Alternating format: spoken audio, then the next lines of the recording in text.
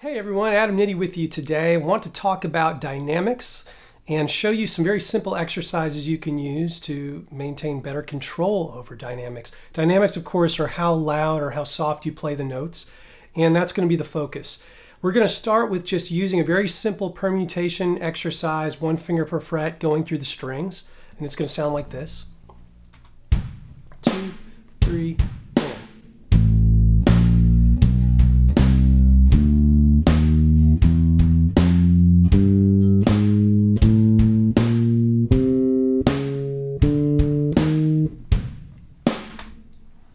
Okay, so very simple.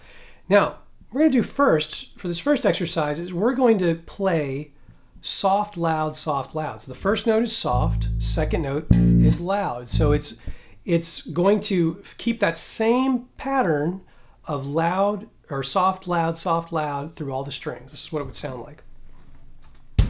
2, 3, and.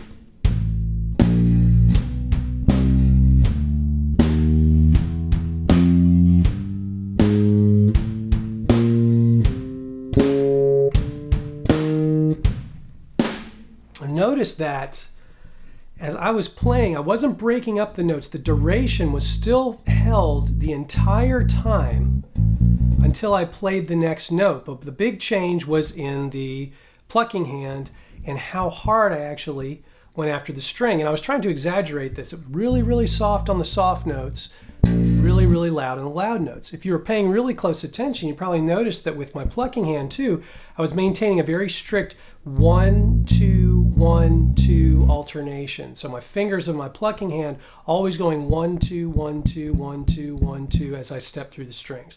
Very important. Now let's do the inverse of that. Let's go loud, soft, loud, soft. Here we go. 2, 3, and.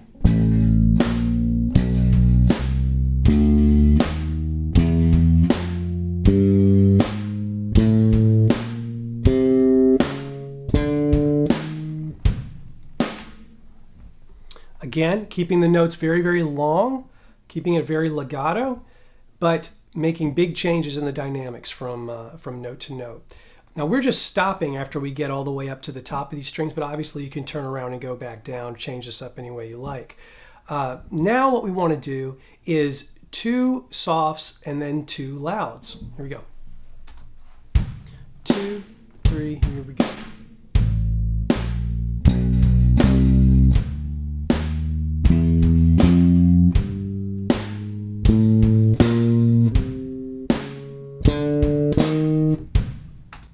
Let's do the inverse of that. Let's do 2 louds followed by 2 softs. 2, 3, and.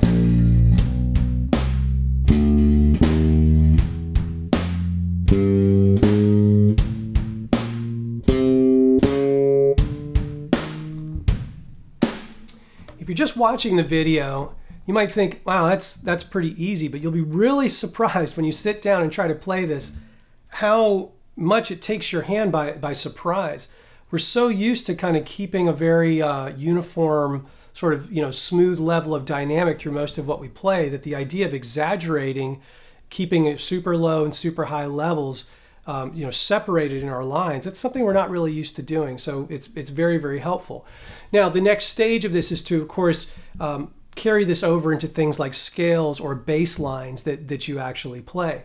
And any fingering pattern, any particular shape you want to substitute in doing these types of approach, it's going to be completely valid. And you need to do that. You don't just want to do simple permutation exercises. You want it to apply to what you would do in real life. So try this with different bass lines, try this with different grooves, and see how it goes. And make sure that you're playing with ultimate dynamic control. And the best way to do that is to record yourself while you practice this so you can listen back and really judge whether or not you were right on it. So have fun with this. Looking forward to seeing you in the next video.